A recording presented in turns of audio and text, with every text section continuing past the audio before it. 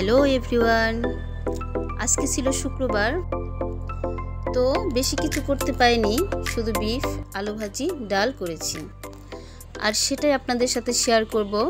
প্রথমে মাংসটা ধুয়ে সুন্দর করে কেটে নিয়েছি, দেন ফ্রাই প্যানে আমি সামান্য পরিমাণ তেল দিয়ে নিচ্ছি। তেলটা গরম হয়ে আসলে আমি ব্লেন্ড করা পেঁয়াজের কুচি দিয়ে দিচ্ছি। পেঁয়াজটা নেড়ে চেড়ে ব্রাউন কালার আসা পর্যন্ত ভেজে নিচ্ছি।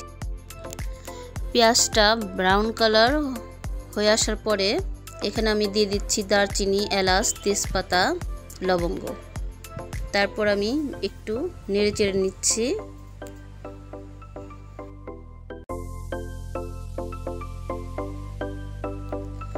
এখন আমি এর মধ্যে 1 চা চামচ আদা বাটা, 1 চা চামচ রসুন বাটা দিয়ে দিলাম আর সাথে 1 চা চামচ জিরা বাটা দিয়ে দিচ্ছি। এগুলো মশলা মিশিয়ে নেওয়ার পরে একটা বাটিতে আমি একটু পানি নিয়ে নিচ্ছি। এর ভিতরে আমি দিয়ে দিলাম 1 চা চামচ হলুদের গুঁড়া, 2 চা চামচ 12 মশলার গুঁড়া, 1 চা চামচ মরিচের গুঁড়া,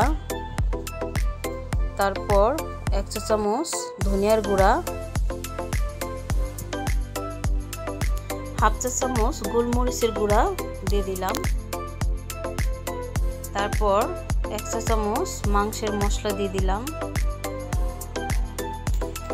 এটা এখন ভালোভাবে মিশিয়ে নিচ্ছি। তারপর আমি এখানে স্বাদমতো লবণ অ্যাড করে দিচ্ছি। তারপর ভাজা পেঁয়াজগুলোর মধ্যে মশলাটা দিয়ে দিচ্ছি।